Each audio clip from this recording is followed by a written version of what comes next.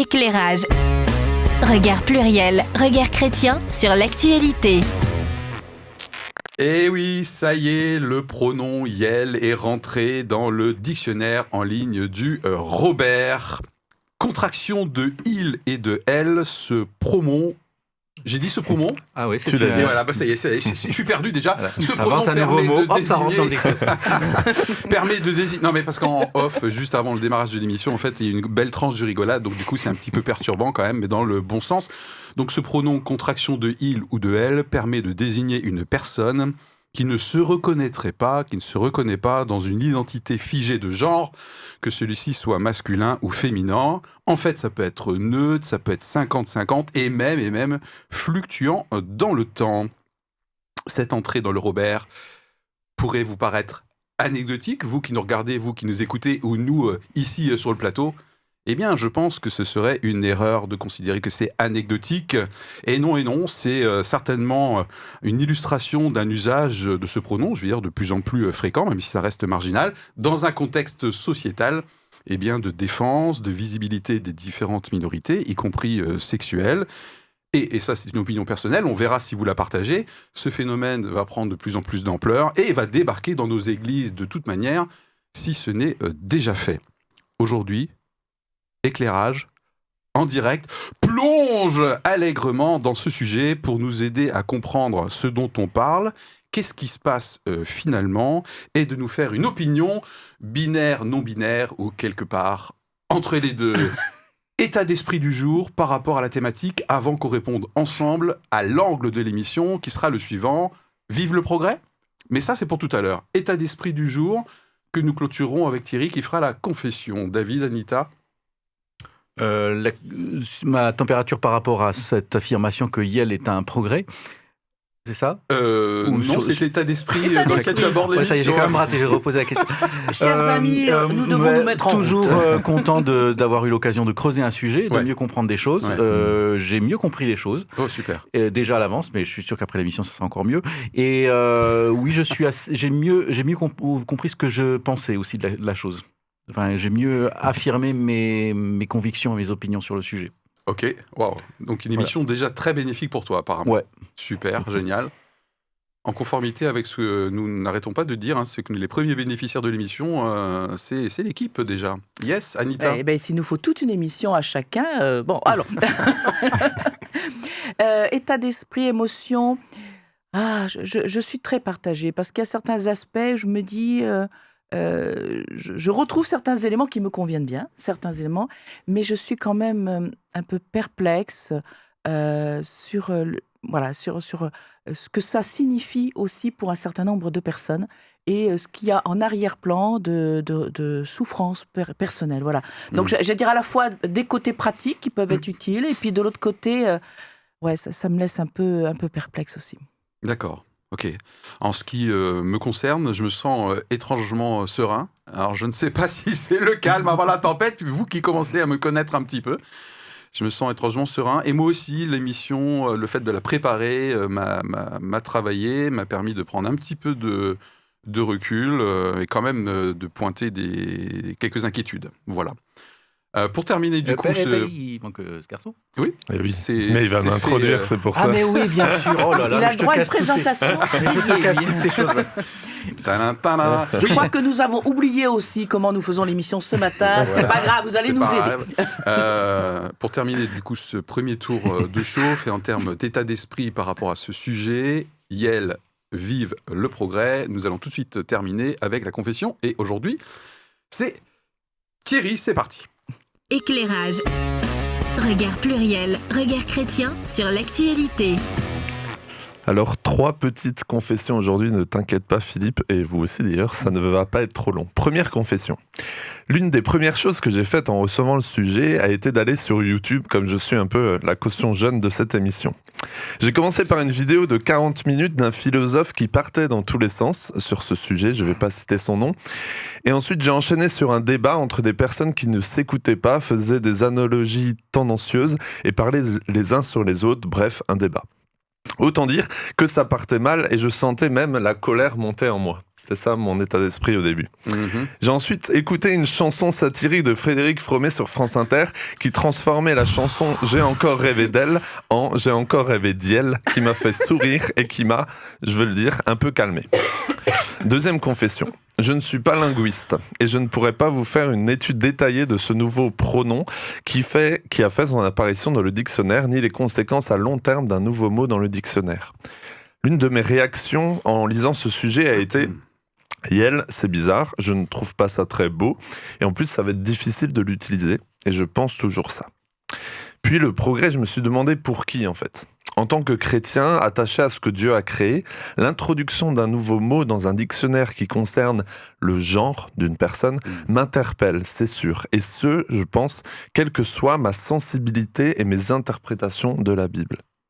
Est-ce qu'en tant que chrétien, par exemple, je pourrais trouver que c'est un progrès car cela pourrait permettre à des gens de se sentir mieux, que ce nouveau pronom pourrait être un soulagement de certaines souffrances, de certaines discriminations qui font souffrir certaines personnes?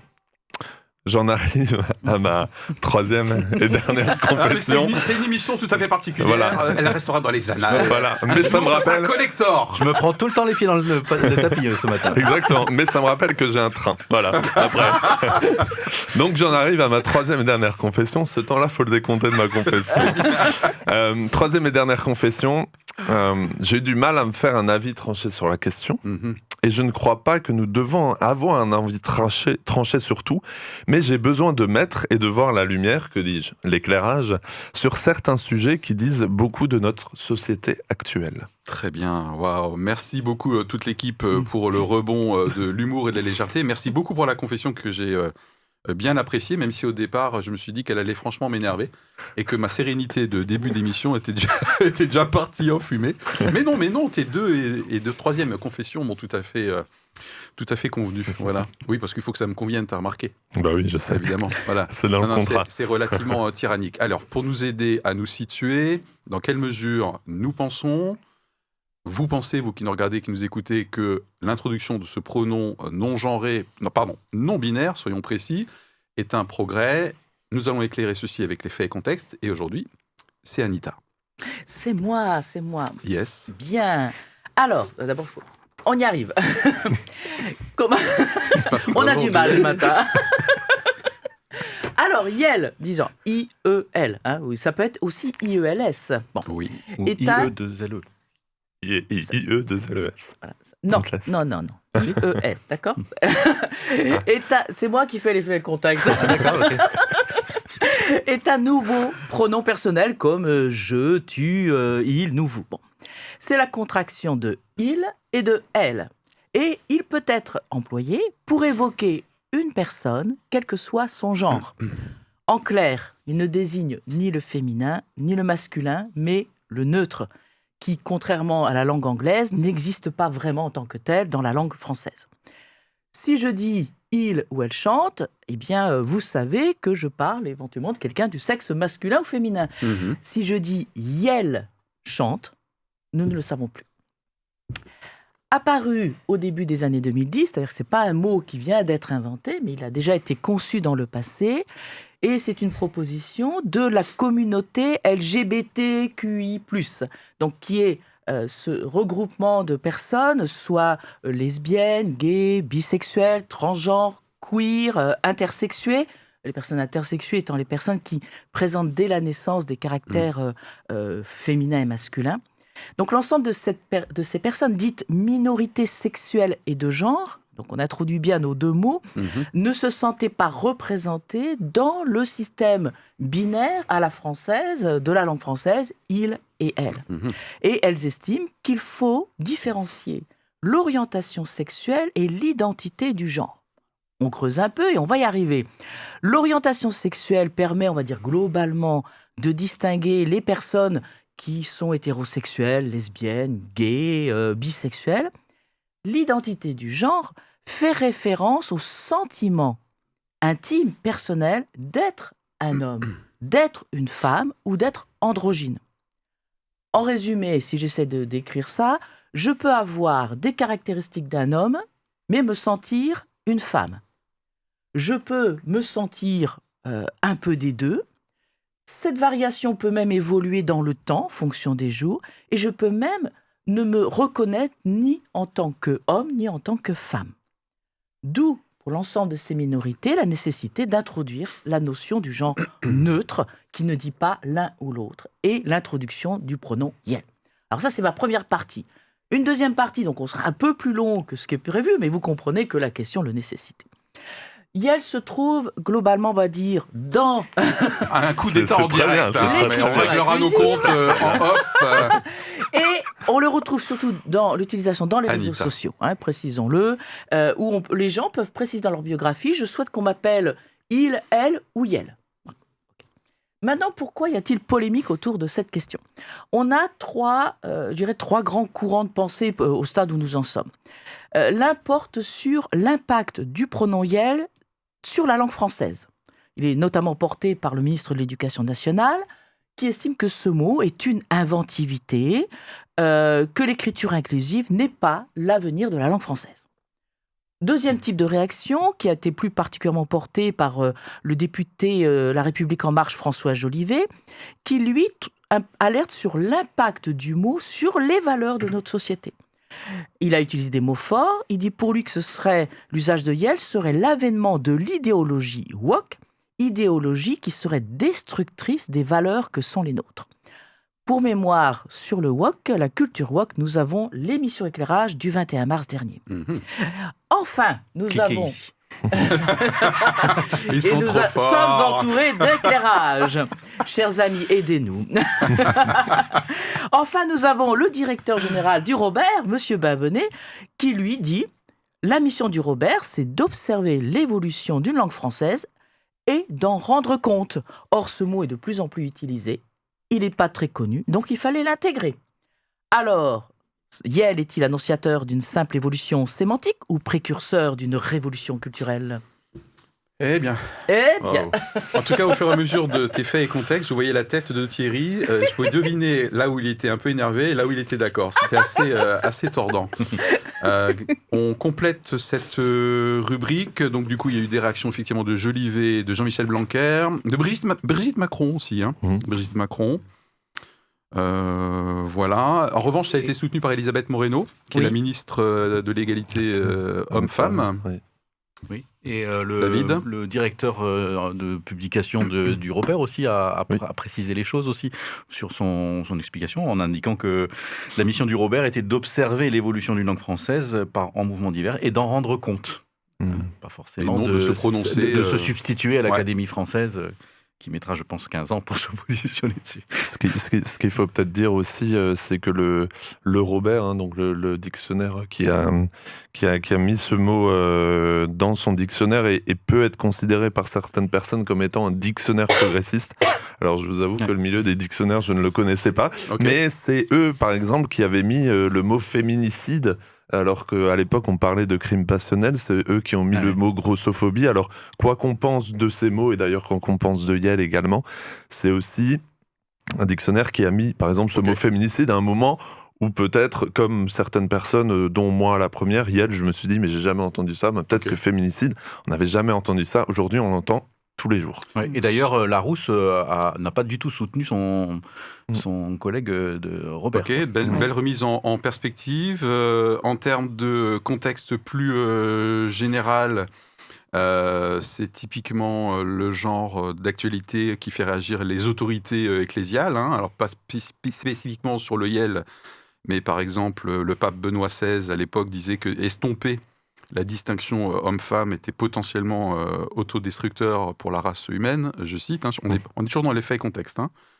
Contexte également où il y a de plus en plus d'églises dites inclusives, puisque la recherche de l'introduction de ce pronom, c'est de faire partie aussi, y compris dans le vocabulaire, dans le panel des mots employés, d'être représenté.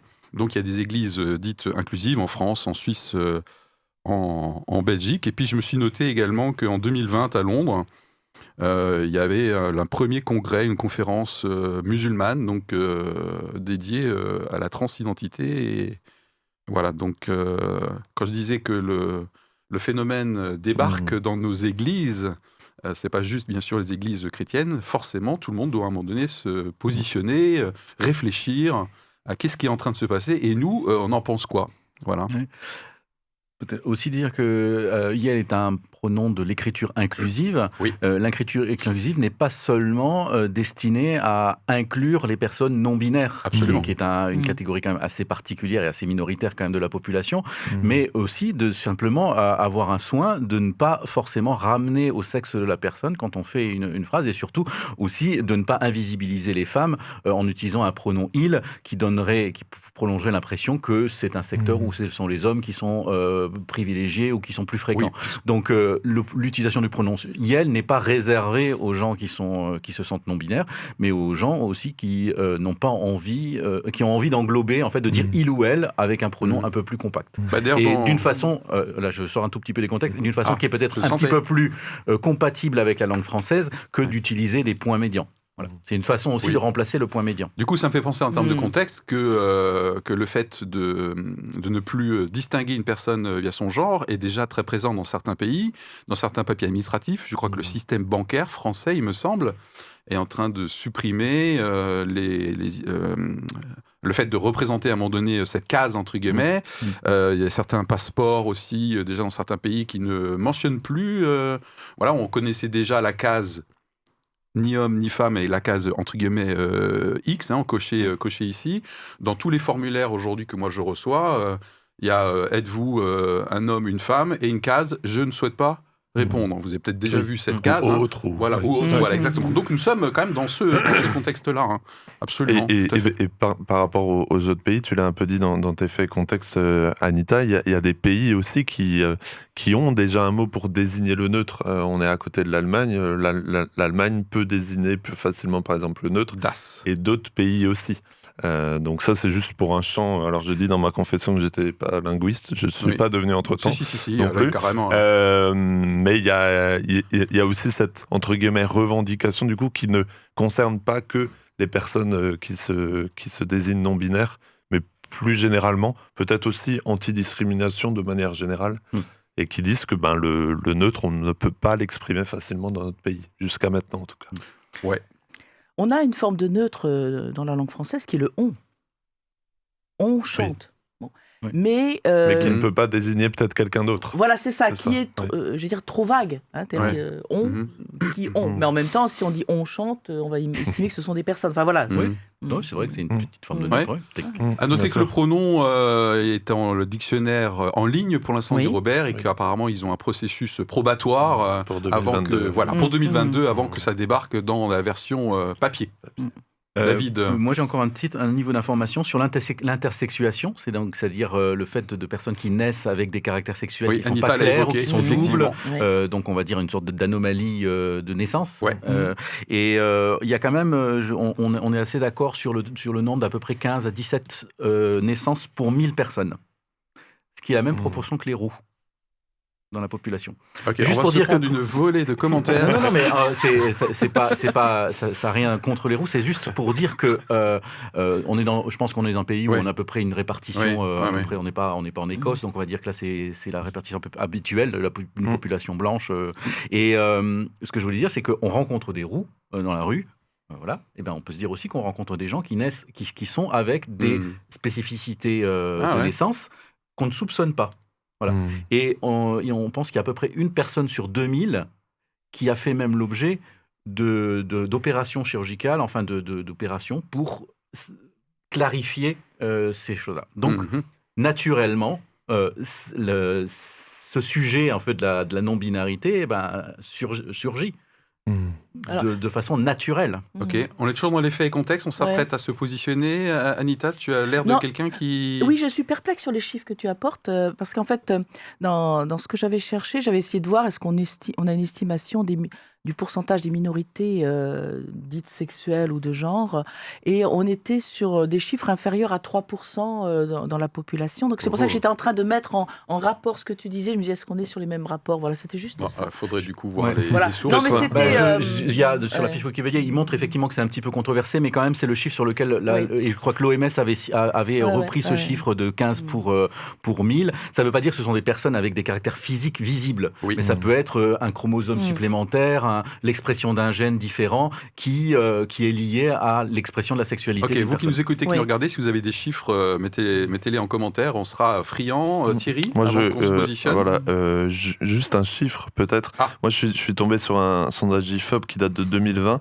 où il est précisé que 22% des 18-30 ans qui sont aussi mis en valeur ou qui sont pointés parfois pour ceux qui ne sont pas d'accord avec ce YEL, cette génération-là en tout cas. Donc 22% des 18-30 ans déclarent ne pas se reconnaître, donc en 2020, dans le schéma fille-garçon. Voilà, après c'est un sondage, etc. Oui, mais c'est l'IFOP, ça reste sérieux. Donc ça ne légitime pas forcément YEL, mais ça légitime en tout cas le sujet ou d'en parler en tout cas. Oui, et alors peut-être c'est pour moi un sujet d'inquiétude, c'est que pour moi, au-delà des situations, on va dire, innées ou médicales, voilà, je sais pas, j'ai le sentiment que du coup, il y a une espèce de vague un petit peu. En tout cas, mon épouse, de plus en plus de clients qui sont confrontés avec leurs enfants. Donc ça touche apparemment plutôt entre guillemets des âges relativement jeunes, voire collégiens ou lycée, du coup, qui se coltinent frontalement ce genre de questions en lien avec le chiffre du sondage dont tu viens de parler. Ouais. Donc ça, c'est une réalité, on va dire, empirique, c'est pas statistique, mais c'est une réalité empirique. Voilà. Bien, il est temps de nous positionner sur l'angle du jour, l'usage et la mise en ligne du pronom YEL. Vive le progrès, un peu, beaucoup, passionnément la folie, pas du tout. Voilà, tout de suite, on se positionne. On vous invite à le faire. Je rappelle que vous serez invité à le faire en fin d'émission également. C'est parti. Éclairage. Regard pluriel, regard chrétien sur l'actualité. Eh oui, Thierry, moi je sens bien que c'est toi qui va commencer. À chaque fois. Je vais le faire succinct tout à l'heure. C'est vrai, c'est à chaque fois. D'accord. Mais le problème avec un peu beaucoup passionnément à la folie, c'est qu'on a beaucoup passionnément à la folie qui sont dans le plus, un peu qui en est dans le moins. Et moi, je ne trouve pas le point d'équilibre entre les deux dans lequel je me situe. Donc, je trouve. Allez, je vais dire. Il faut un curseur neutre. Un curseur neutre. Voilà. Non, pour le premier positionnement, je veux dire oui. Ok. Et je m'expliquerai plus tard. D'accord. Anita. Un peu. Moi, j'irais beaucoup, avec des réserves, donc il y a encore de la marge jusqu'au passionnément à la folie, mais beaucoup. Ok. C'est un progrès, à mon avis, pour certains que je peux comprendre. Sinon, faut que je revoie ma définition du mot progrès. Waouh. Voilà. Tu pourras la regarder dans le Robert. Hein. Ouais, le Robert. Ok, c'est parti. Alors, je propose de commencer par mettre sur la table, ce sera utile pour nous et pour notre audience, justement des arguments qui militeraient en faveur de répondre oui à cette question. Dans quelle mesure, effectivement, cette actualité est un progrès. Ok, donc on reste sur cet angle-là pour l'instant. Il y a déjà eu des choses qui ont été évoquées, je pense, à titre de progrès. À mon avis, lorsqu'on a évoqué les personnes pour lesquelles c'est une véritable problématique et une confusion d'entrée de jeu, entre guillemets, quoi. Je veux dire d'entrée de jeu. Au niveau de la conception, ils arrivent, voilà. Donc là, il y a des... Oui, enfin, personnellement, je pense que là-dessus, c'est un vrai progrès. Parce que si on a des personnes qui sont même dans une souffrance... et une souffrance personnelle ou relationnelle ou sociale, et si on peut trouver une manière de dire les choses qui peuvent leur permettre d'être moins en difficulté ou moins devoir réexpliquer plein de choses, après tout, c'est un vrai progrès sous cet angle. Et c'est un progrès en ce sens que c'est une réalité qui est vécue par des personnes, et que l'on puisse nommer la réalité, pour moi, est une chose, je dirais, normale. Il y a adéquation entre un vécu, des sentiments, des mots, et un mot qui vient... Moi, j'ai appris des choses, en tout cas, notamment la dysphorie du genre, hein, si je prononce bien, qui est donc un trouble médical et anatomique. Voilà, donc moi, j'ai appris des choses quand même. Du coup, ça m'a un peu calmé. J'ai parlé de sérénité tout à l'heure, c'est notamment pour ça, quoi. C'est mon point, moi, qui me fait dire oui. Je veux dire, si un sujet comme ça, je pense que on l'a vu peut-être dans les débats qu'on a écoutés, les débats qu'on a, enfin les articles qu'on a lus aussi, ça va au-delà du YEL. Et je pense que si ce genre de sujet, ça permet de mettre justement la lumière sur des sujets que parfois on ne veut pas traiter, que ce soit dans la société, tu l'as dit peut-être avant, dans les églises, ou qui est que traité d'une façon, je suis complètement contre et je ne veux pas de ça chez moi, dans ma maison, avec mes enfants, tu l'as dit, ou dans mon église, ou dans mon travail, ou oui, carrément, voilà, et je plonge là-dedans à fond. Je veux dire, si ça permet de mettre la lumière sur ce sujet et sur une réalité de société. Je veux dire, moi je me suis assez offusqué, et c'est d'ailleurs pour certains linguistes ou pour certains profs de français, etc., qui disaient « mais ce mot en fait n'est pas utilisé, personne ne l'entend, etc., etc. » Et quand bien même ce mot n'était quasiment pas utilisé, je veux dire, en se baladant justement sur YouTube, etc., ou dans cette génération des 18-30 ans, dans laquelle je fais partie aussi, et je rencontre moi aussi tous les jours de plus en plus de personnes qui, aussi dans ce contexte de libération de la parole, et aussi une thématique jeune, on l'a tous été, de dire, moi je le suis encore un peu, mais d'une période... C'est la deuxième. Exactement, non mais d'une période où aussi il y a une recherche d'identité, et parfois je me dis, mais comment est-ce que des gens peuvent être encore offusqués dans une société où il y a de l'individualisme, et dans une société où la jeunesse, mais c'est pas en 2021 que la jeunesse se pose des questions sur son identité, je pense que c'est de toute éternité, donc... Je finis, si ça permet de mettre la lumière, oui, c'est un progrès. Après, il y a des questions qu'on va traiter, qu'on va débattre, qui seront très importantes, mais ça mérite qu'on s'y penche. Oui. Déjà, je pense qu'il pourrait y avoir des personnes de plus de 50 ans qui pourraient avoir des questions qu'ils portent depuis des années et dont ils ont envie de se libérer. Donc, ça n'est pas réservé qu'aux jeunes. Donc, exactement. De coming out. Ça arrive. Exactement. Pas non plus d'ailleurs, exclure de la réflexion. D'ailleurs, quand je fais une blague avec les étudiants, des fois, je leur dis que le soir, je m'appelle Sandrine et que je fais de la pole dance. Mais bon, c'est n'importe quoi. Après, moi, je pense que c'est un progrès qu'un dictionnaire surveille l'usage de la langue et voit que dans certains milieux, parce que c'est encore minoritaire, il y a un mot qui émerge et qui se stabilise comme étant quelque chose de bien utilisé, qui est fluide dans son usage, qui commence à être adopté. Voilà. À ce moment-là, qu'un dictionnaire fasse remonter cet usage et éclaire les gens qui n'y sont pas encore familiers, qui comprennent quand est-ce qu'on l'utilise, je trouve que c'est l'intérêt d'un dictionnaire. Et je suis effaré qu'on s'insurge contre cela, qu'on demande à ce que les dictionnaires soient les arbitres des valeurs morales des mots qu'on utilise. Je veux dire, là, je pense qu'il y aurait vraiment un risque d'anti-progrès, qu'on commence à juger ce que des entreprises indépendantes comme Larousse ou Robert décident de mettre dans le dictionnaire. Ils font ce qu'ils veulent d'un côté, moi, je trouve. Et ils sont des observateurs avec, bien sûr, leur focus, voilà, s'ils sont plus progressistes, dans ce sens-là. Mais je trouve que oui, ça, c'est un progrès. Après, est-ce que ce serait un progrès de faire entrer de façon plus générale et peut-être dans l'administration, dans les documents administratifs, l'usage du pronom IEL, je pense c'est possible. Je ne sais pas encore, je ne suis pas d'un avis complètement établi, mais je pense que la question du neutre dans le français et cette question d'utiliser le il et de revenir sur les règles de proximité et tout ça, je pense que c'est un sujet intéressant. Et je dirais qu'il y a des groupes comme ça qui sont dans cette tendance LGBTQ, qui sont un peu des pionniers, des laboratoires finalement de cette question, de cette réflexion sur l'identité, sur le genre et tout ça. Bien sûr, pour des personnes qui sont cisgenres, c'est des questions qu'on se pose pas tous les matins, donc ça paraît loin.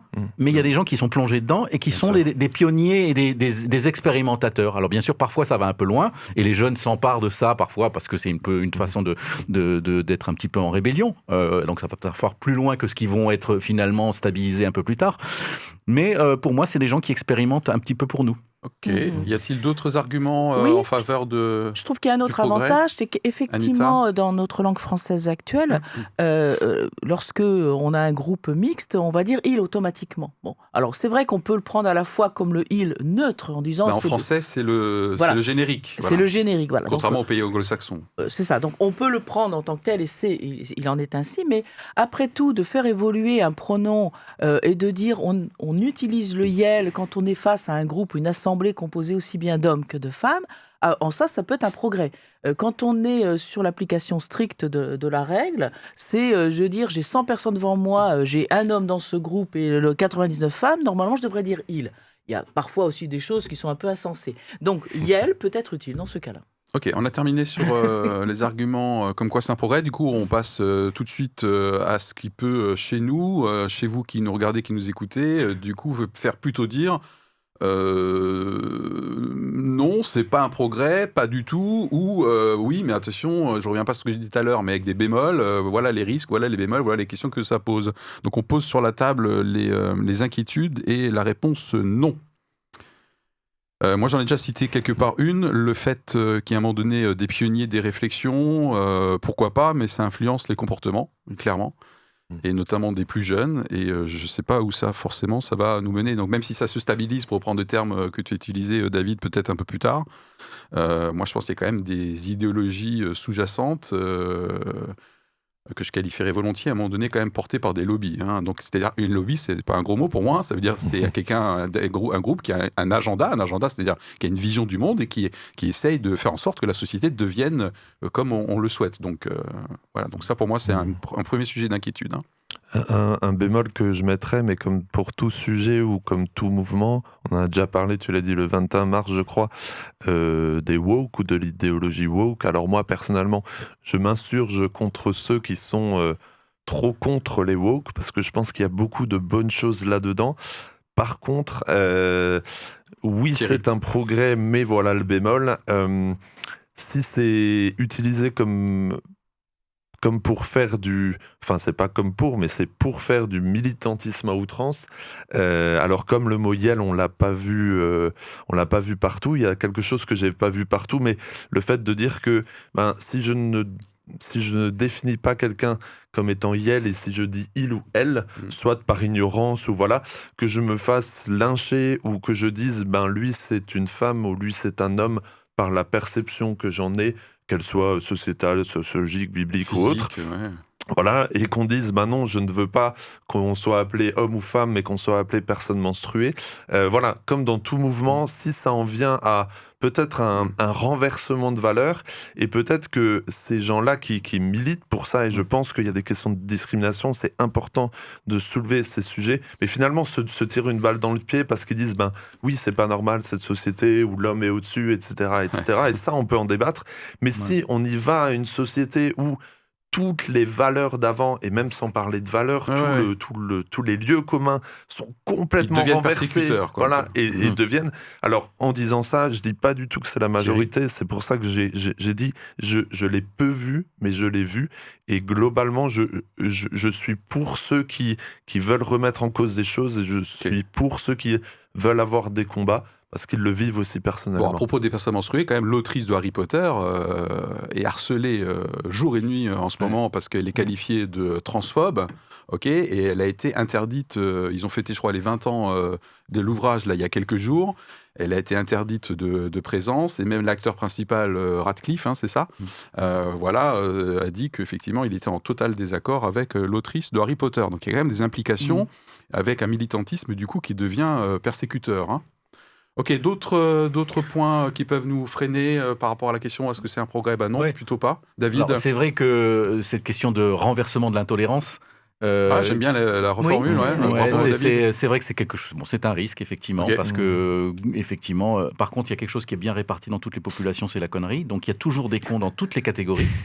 Et le wokisme, donc, y compris ici. Le wokisme. Oui, en plus, on a chacun notre fond de connerie. Voilà. Non, c'était juste, on ne s'exonère pas de cette maxime. Mais il y a bien sûr, on est tous un petit peu, on a tous un petit peu notre fond de bêtises, mais c'est pas seulement ça. Non, je pense qu'il y a des gens qui sont des gens qui sont des anti-tout et qui sont qui sont livrés de la société dans tous les champs de la connaissance. Ok. Ce que je veux dire, c'est que le wokisme, c'est pas lié à LGBTQ, c'est pas lié au racisme, c'est une forme d'éveil et d'hypervigilance qui fait qu'on ne veut plus rien laisser passer.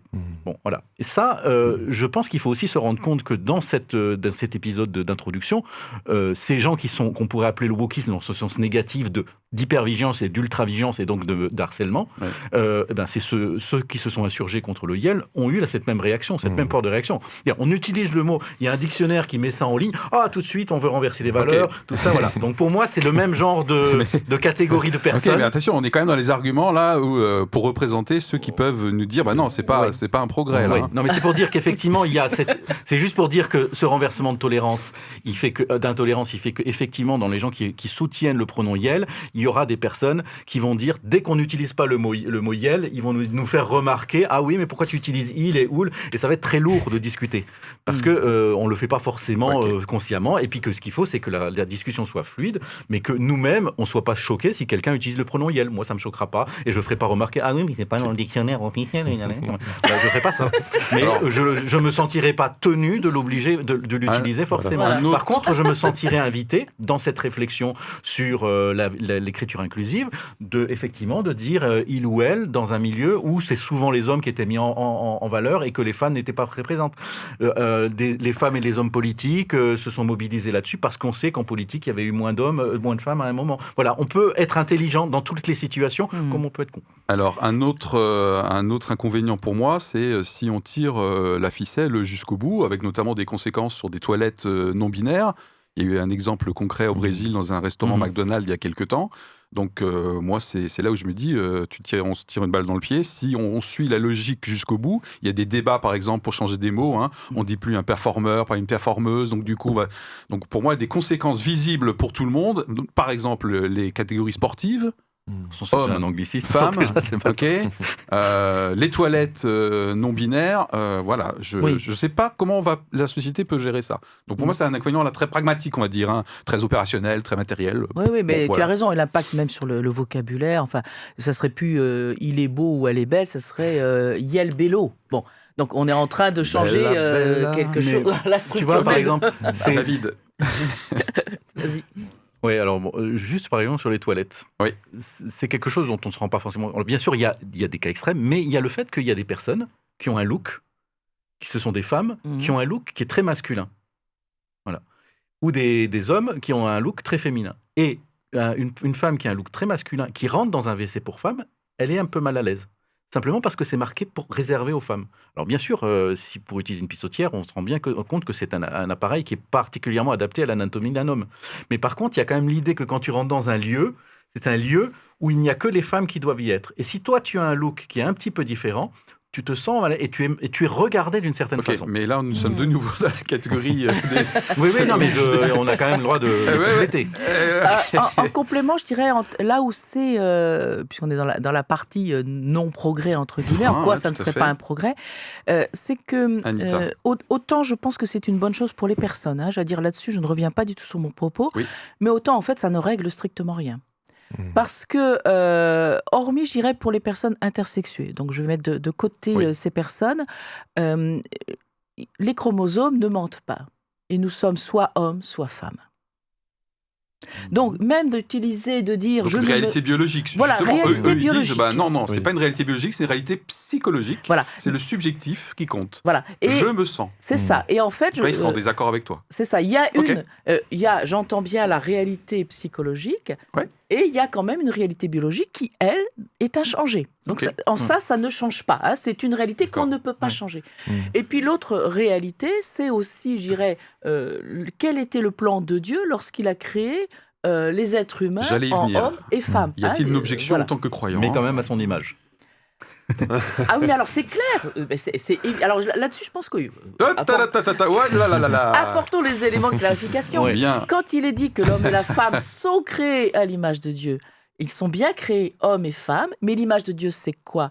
Dieu n'est pas un être humain avec un corps, c'est un esprit. Dieu est esprit, nous écrit la Bible, nous dit la Bible. Donc ça veut dire qu'en fait, c'est quand il dit que l'être humain est à son image, c'est une image dans le sens de ses capacités, compétences, valeurs, qu'il a, entre guillemets, dont il a donné une partie aux êtres humains. Et parce que peut-être justement en tant qu'être humain, nous ne sommes pas Dieu et pas en capacité de porter une totalité, eh bien, l'humanité a été répartie entre hommes et femmes. On parle de Genèse 1, verset 27, pour ceux qui nous suivent concrètement, qui est d'ailleurs en général le verset invoqué par les chrétiens pour dire la transidentité, c'est pas le plan de Dieu, donc nous avons une objection. Et avec cette explication que je dois dire, Dieu n'est pas homme. Ou femme, avec il quoi, est esprit. Voilà, c'est pas. Donc à partir de là, ça change un peu le. Alors Thierry, peut-être ça fait longtemps que tu. Ça va? Oui, sur cette. Mais ça va très bien, merci. Non, sur cette vision chrétienne. Tu parlais avant du sexe, du côté biologique, et je pense qu'on est là dans peut-être que ces personnes LGBTQI+, pour ne pas oublier, ils vont pas forcément dire que ça n'a rien à voir, mais c'est que le sexe que je vais avoir à la naissance, c'est une partie de ma construction, et l'autre construction, c'est la perception que j'en ai. Donc ils vont pas forcément renier ça, mais c'est vrai que si dans une des compréhensions de la Bible, parce qu'on l'a peut-être vu dans les articles ou dans les vidéos qu'on a vues, il n'y a pas le chrétien pense ça sur la question du genre ou sur la question du sexe d'une personne. Je pense que dans la Bible, Dieu a décidé de nous faire comme on est, et je pense que l'homme a un libre arbitre dans sa vie qui est important, mais sur cette question-là, je pense que Dieu a été clair, et je pense qu'il n'y a pas de distinction entre le biologique et le psychologique dans peut-être ma compréhension que j'en ai de la Bible, ce qui n'empêche pas que je vais être, et là je vais reprendre le titre d'une personne que j'aime beaucoup qui s'appelle Jonathan Hannes, je vous invite vraiment à le découvrir, qui a fait un article dans la revue qui s'appelle Croire et Vivre. Alors c'est pas une revue forcément très connue, et qui a intitulé son article Désapprouver, est-ce forcément de l'intolérance? Et j'ai trouvé cet article très intéressant dans le sens où de dire moi ce ne sont pas mes convictions, ce n'est pas ma théologie ou mon interprétation que j'en ai de la Bible, pour autant sans forcément cautionner, parce que c'est ça, approuver, cautionner, tout en désapprouvant, je ne vais pas être intolérant, et je pense qu'en tant que chrétien, on doit, je pense aussi avoir une certaine sagesse sur ces sujets. Je pense notamment juste à ce que j'ai cité avant, LGBTQI+. Je dois l'avouer que j'étais incapable, jusqu'à il y a quelques jours, de dire exactement qui représentait quelle lettre et quelle était la définition de chaque mot. Donc, je pense qu'avant de vouloir dire c'est bien, c'est pas bien, je pense qu'on a notre place là-dedans, et on le fait ici souvent, mais de juste savoir de quoi on parle avant de peut-être être maladroit, avant d'être peut-être même un contre-témoignage. Exactement, l'objectif principal de l'émission, pour tout le monde, c'est déjà de s'informer, et d'ailleurs le plus dans l'acronyme, là, c'est ceux qui se posent des questions. Voilà. On est presque au bout de l'émission. Moi, j'avais eu envie de répondre à des choses là que j'avais entendues, mais j'essayais de jouer le jeu quand même de la structuration, en essayant de dire les choses qui pouvaient être négatives, qui ne seraient pas un progrès. Je pense que dans toutes ces questions-là, je veux dire, comme je dis, c'est un laboratoire incroyable d'idées, de réflexion sur la déconstruction du patriarcat, d'une certaine forme de masculinité toxique qui a empoisonné un petit peu nos constructions sociales pendant beaucoup d'années, et dont on est un peu héritier, dont on est encore un petit peu emprunt. Et je pense que ce travail-là de déconstruction, et de reconstruction derrière, bien sûr, parce qu'il ne s'agit pas de déconstruire pour se retrouver néant. Mais justement, c'est ça la difficulté. C'est que là, des jeunes qui sont dans une époque où il y a beaucoup de choses qui sont remises en question, sur quoi ils s'appuient, comment ils construisent en fait leur réflexion et leur identité. Ils essayent, ils expérimentent en disant oui, non, je pense que je suis non-binaire, je pense que je suis... Voilà. En fait, ils se cherchent, comme beaucoup d'adolescents. Et donc, peut-être que certains peuvent, dans un milieu qui est trop fermé et qui est trop dans une minorité, dans une sorte de bulle idéologique, un petit peu comme on en a parlé une fois précédente, pourraient se trouver un petit peu enfermés en fait dans quelque chose qui ne leur ressemble pas, mais dont ils n'arrivent pas à sortir à un moment donné. Donc il y a vraiment, c'est toutes ces questions un petit peu d'emprise sectaire. Alors c'est un mot un peu fort, mais il y a une certaine question d'emprise communautaire qui fait que quand on est dans un truc, à un moment donné, on est prisonnier effectivement de grilles de pensée, de grilles d'analyse dont on ne sort pas. Et un jeune, même s'il est en expérimentation, il faut qu'il s'ouvre. Il ne faut pas qu'il reste tout le temps dans le même truc. On est tous là, mais un jeune et un adolescent en particulier, il y a une recherche d'identité particulièrement fragile s'il est trop isolé. Et en complément, peut-être côté adulte, je veux dire, il faut effectivement, je pense que dans notre société, on s'est trop laissé enfermer, justement par la question du sexe et du rôle social. Et c'est là où je pense qu'on se plante et on ferme la réflexion. Oui, il y a une différence, je dirais, anatomique et dans les chromosomes entre le sexe féminin et le sexe masculin. Oui, les femmes portent les enfants et les hommes, pour l'instant, n'en portent pas. Voilà. Donc, on a effectivement des différences qui ont certainement un impact sur notre psychisme. Mais ces différences ne devraient pas dire le rôle social. Et comme on s'est enfermé dans le rôle social, je pense qu'il y a aussi une réaction à dire ne nous laissons pas enfermer là-dedans. Ouais. Ok, on termine avec un dernier tour de positionnement. En quoi est-ce un progrès ? Un peu, beaucoup passionnément. Un peu beaucoup passionnément par rapport aux positions de départ. Et on vous invite à faire la même chose en face de nous. Tout à l'heure, c'était Thierry qui avait commencé. Je peux commencer à terminer. Je reste sur mon oui. Ok. Avec ce qu'on a pu dire aussi et ce que je voulais préciser aussi sur mon point d'avant, sur peut-être d'un point de vue biblique, avec tout ce que j'ai dit, je pense aussi que un homme a du féminin en lui et une femme peut avoir du masculin en elle. Je voulais juste revenir J'aime bien là-dessus aussi. Et moi, c'est quelque chose qui m'a c'est quelque chose qui m'a marqué, que certains rejetaient hommes et femmes juste parce qu'ils ne voulaient pas être un homme viril, fort, travailleur, ou qui ne voulaient pas être une femme à la cuisine, sensible, qui s'occupe des enfants. Okay. Et voilà, les rôles sociaux, voilà, les images. Cet homme avec du féminin dedans et la femme avec du masculin, je pense que ça permet aussi de poser certaines choses. Super. Ça me plaît beaucoup cette conclusion. Oui, Anita. c'est notre voix en fait que tu proposes. Et là, je suis complètement en phase. Ouais. Moi, je reste sur mon un peu. C'est un progrès pour les personnes, c'est bien sous certains angles, voilà. D'accord. David, moi, toujours dans le beaucoup, dans le sens où je pense que ça nourrit une réflexion de société et une réflexion intérieure. Je suis quand même gêné par cette idée qu'on dit, bien sûr, je suis d'accord avec il y a un peu d'homme en nous et non, mais c'est déjà une façon d'être encore prisonnier de ce qu'on affecte aux gens. Non, mais c'est vrai, c'est-à-dire qu'il y a un peu quelque chose qui finalement se mord la queue, c'est-à-dire qu'on essaie de dire je suis un peu homme et un peu femme, mais d'une certaine façon, c'est une façon d'assigner. Et moi, ce qui m'a vraiment beaucoup éclairé, et je suis très content, c'est que je me suis posé cette question, mais pourquoi est-ce que dans un truc administratif, on est obligé d'indiquer son sexe ? Pourquoi ? Pourquoi ? Qu'est-ce que ça transporte ? Pourquoi est-ce que notre sexe est important dans une information administrative ? C'est quand même intéressant. Ok. Et puis, en ce qui me concerne, je reste très content, effectivement, d'avoir abordé ce sujet, d'avoir plongé dedans même dans ce sujet, ne serait-ce que pour être informé, pour prendre du recul par rapport à des réactions qui pourraient être viscérales, et au risque d'être un contre-témoignage en tant que chrétien. Je reprends ton expression tout à l'heure, donc c'est pas la première émission où on s'alerte nous-mêmes, on alerte notre audience, tout en ayant des positions claires, j'approuve pas, de pas être ce faisant en contre-témoignage, absolument. Je reste quand même évidemment sur mes inquiétudes, sur où va la société, quelles sont les conséquences, et qu'est-ce que ça signifie aussi dans le rapport de l'humain avec la créature, sa créature, le créateur, Dieu, etc. Donc par rapport à ça, les enjeux spirituels, moi, me semblent très importants. Merci d'avoir plongé avec nous dans ce sujet. Et puis, je crois qu'il est temps de nous quitter et de régler nos comptes en off, parce qu'il y a beaucoup de choses à régler à mon avis. Et on vous souhaite à très bientôt de vous retrouver pour une prochaine émission Éclairage. Si nous vivons encore. Voilà, bye. Au revoir.